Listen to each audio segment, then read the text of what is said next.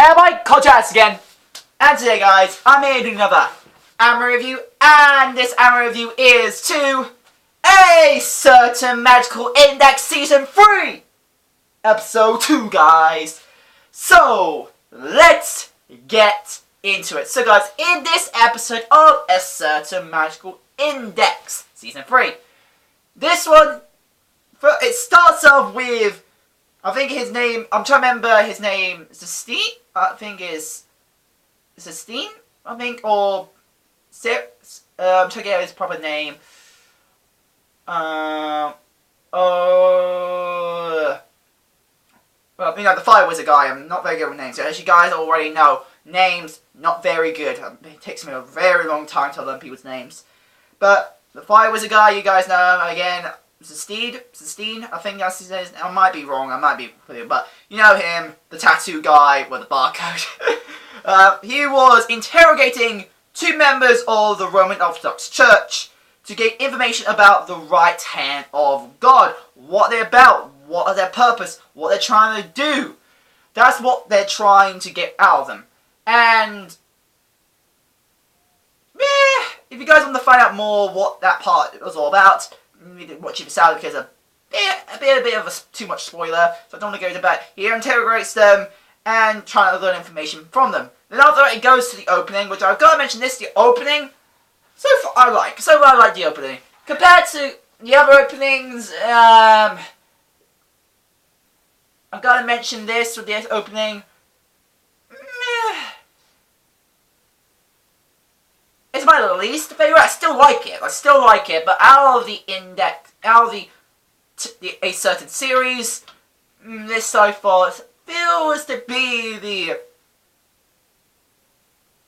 lesser one out of the ones I've heard. It's not my favorite, I would say, but that's get out of the way. But I'm just saying, I still like it. It's just not my favorite, or nowhere near the top. It's my least favorite, unfortunately, of all the A Certain series openings, including Railguns. This opening is my least favorite, but it's still good. Obviously, it's going to still be one of my better ones I prefer listening to when it comes to opening anime songs, but it's not my favorite out of the A Certain series, so unfortunately that's something I got to mention there. But it's still good, just doesn't beat the others, I would say. Now let's go back to more of the episode. After the opening, we get popped back to the point where Toma skydives from the freaking plane. And he survived, obviously, luckily, but he lands into a river. I think it was a river. He lands into a river where he ends up running into one of the Armuxkas. I think that the Armuxka, one of the Armuxkas, her name is... You know what? I think it's her name. Now, if you guys don't know from Season 2, like, that's where it's actually shown that she has a form of crush on Toma. She likes him, like. In this episode, we outright can tell, like, there is no way you can freaking hide that she has a freaking crush on Toma. Like, her reactions to Toma, like, I'm like, whoa. She just, show that she has a crush on Toma. Now, obviously, she's not a tsundere, so obviously, she doesn't go outright hitting him when he ends up seeing her boobs. She ends up seeing, like, after rescuing him from the river because he was somewhat drowning. Obviously, she was wet, her clothes can see through, and obviously, in cliche anime action, when a guy sees any naked part of a girl, either seen through her clothes or actually spotting naked, most of the time the girls will get embarrassed and freaking hit the male character that sees them naked or sees anything inappropriate on them. Now in this case, it wasn't the case. It got to the point where she was embarrassed, but she was like, you can definitely tell, even though she was embarrassed, she somewhat liked it that he saw it, because you can tell she didn't go in and hit him. She decides to run away, but not too far. She goes and get her clothes from her bag. And I've got to say, like, obviously she's modest. She doesn't like she feels embarrassing herself in this position.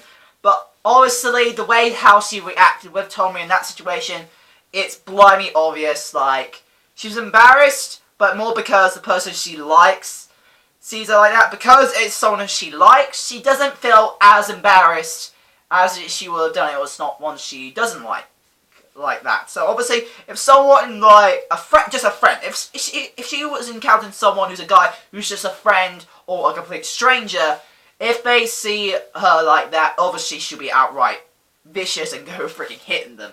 But obviously, as Toma, she was just embarrassed. She was just embarrassed, and that was it. Like, that was cute. I'm gonna mention now at that point, her facial actions were cute. Like, just the cute aspect.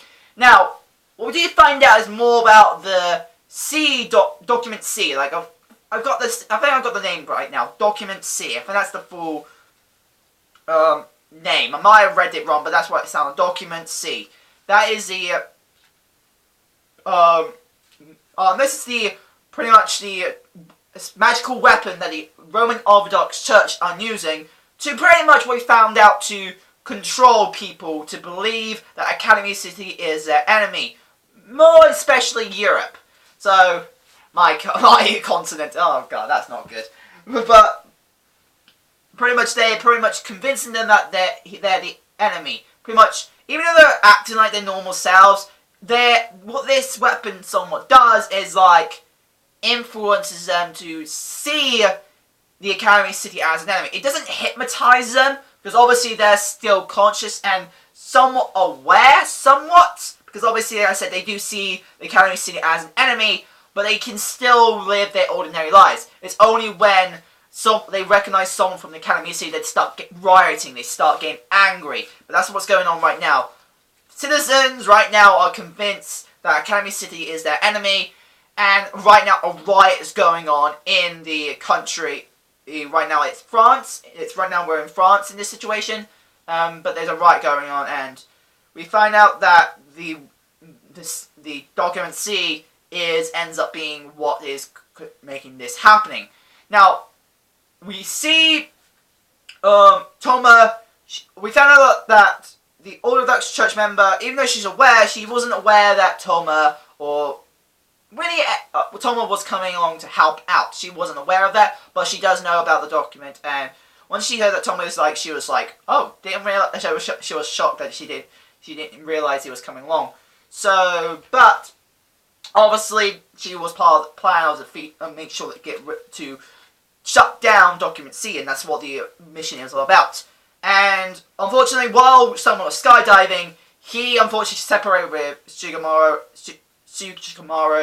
and right now they lost contact for a bit, but then finally they got contact back, and finding out they had to find a certain route to find the Document C, which is obviously, they know where it is. But unfortunately right now with the riot, they can't get into the building. But there seems to be some form of secret entrance they can go through, and luckily with the Akatsuki Church, they got methods of how to defeat the Roman document C. Like they have a way to shut it down.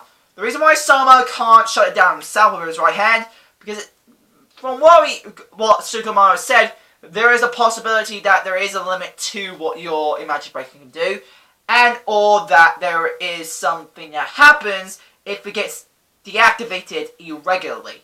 And that means he might activate some other form of magic that he can't negate, because either he just can't do it in time, or he just instantly activates. And what we do know, I don't think we saw Soma negating any form of supernatural power that's overlapping something. Like, for example, like a sneak attack. You try to do a form of sneak attack. You shoot one magical ability, one form of attack that will obviously be supernatural, but then under it, there is another form of supernatural ability that was coming along with it. And that the actual one in front of him is covering that other attack so it can get passed through. Now, I don't think we have seen it yet, but there is a possibility that with Soma's Magic Breaker, it can only negate supernatural abilities that comes in contact with it. And that means comes in contact with precisely. That means there's a possibility that the magic that's hidden within it can't be negated because Soma can only negate what's in front of him. He can't negate what is behind him or behind what he's negating. It can't negate anything else. It can only negate a certain target or certain objects that he realizes he can negate, like right there.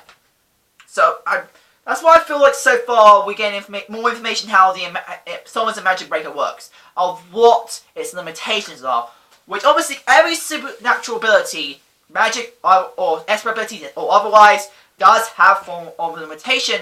But for a while we didn't know, or anybody who anime owners like me never really realized what is Soma's full limitation with his ability. Now, obviously, it's only in his right hand. That's one obvious limitation we all are aware of. But even with just that limitation, the ability itself is still very OP. He can still negate any supernatural ability. Now, obviously, also another limitation is that some supernatural abilities, he actually needs to go to the source itself to negate it. He can't always negate a supernatural ability that comes in contact. And if the supernatural ability is a continuous supernatural ability, he can only negate bursts. He can't negate the full-out supernatural ability. Those are so far some of the limitations we have found out so far of the Imagine Breaker. But there seems to be another limitation that is very, very sufficient, like very good information to know about the Imagine Breaker, and there seems to be some of supernatural abilities that can't not be negated by Soma's right hand. I don't know, but that's what it sounds like that it is. So that's something something to be aware of. There must be something good to know, that there is an ability that is possibly Soma can't negate, which could put Soma in danger because in the end, he's not strong at all. But it's only thanks to his right hand being overall actually OP ability. Even though we have learned quite through very dangerous limitations about it, they're pretty easy avoidable at the same time, and Soma has proven able to avoid those situations. And again, those limitations are, again, overall in big scheme of schemes, are very minor. Very, very... You have to catch Soma off guard to make sure these limitations become very useful. Again, Soma can only use it from his right hand, so as long as you don't go near his right hand, you can easily take Soma out. That's one thing you can realize from that. Second limitation is it doesn't outright negate any supernatural ability that has a continuous effect. If it has a continuous effect, it doesn't outright get rid of that supernatural ability. So if you're going to use, another supernatural ability you can use against Soma is a continuous one. Just make sure the main source doesn't get deactivated, which is another thing. If it's a supernatural, because most of these continuous abilities usually do have a certain source that Soma can negate. So another thing, if it's a specific source, you have to make sure Soma doesn't go near that specific source. So that's why Soma can't. Those are the three limitations. He can't outright negate supernatural abilities unless, again, the second weakness, he has to be near a certain source, or it's only within his right hand. But now we know a possible fourth one. There is a certain supernatural ability that possibly can't negate, which we still don't know yet. We don't know if it's proven or yet, but that's something good to be aware of. There seems possibly Document C or something within Document C doesn't seem to can be negated by Soma's right hand, or there's some form of travesty that happens if someone does negate Document C and Soma can't deal with anything about it. So that's something to be aware of. Now, during this point when they're trying to find secret agents to get into the... I can't get the name or the location, unfortunately. Literally, I don't know how to say its name. But the location that they get into, the secret agents they're trying to get into the location they're trying to document C, they end up running into one of the members of the Right Hand of God, who is smoke, or it seems to be a smoke, or some form of air ability, but they run into this crazy right-hand seat of God, and he seems to be the left. Part of his name is Left, something like I said. His name, I have no idea, but they end unfortunately running into him, and he's pretty powerful. And at the end of the episode, we see them pretty much, Soma and Inawa, pretty much in a danger position. They're not like look like they're gonna be defeated, but they're in a danger position. And the episode just ends with that, like, yeah, it's hard to explain, because when I just said the episode just ends with that, it just ends with a cliffhanger, and not us knowing how the fight is going to end until next week's episode. And that's all pretty much I can say about the episode itself. And pretty much the episode is, the rest of this episode just ends with still Soma fighting the right seat of God. One of the right seats of God. So that is something to be aware of. And that's what somewhat annoyed me. It just ends like that. It just ends like that. Nothing else I can really say. So, animation quality. Animation, alright. I will mention this. Sir Magic Index has never really been that good with animation. I will mention this. Animation is so funny in a certain series itself. Railgun I think is better when it comes to animation, but a Sir Magic Index has never really been that great. But it's still, for what a certain series has done, the animation was decent. Not too big of a deal. Though again, I feel like majority of it was still frames. Not every single movement was crisp, I would say. It looked a bit dodgy. But overall, and the fighting scene, meh. The animation was, not really the best, but it's not bad at all either, so it was just okay.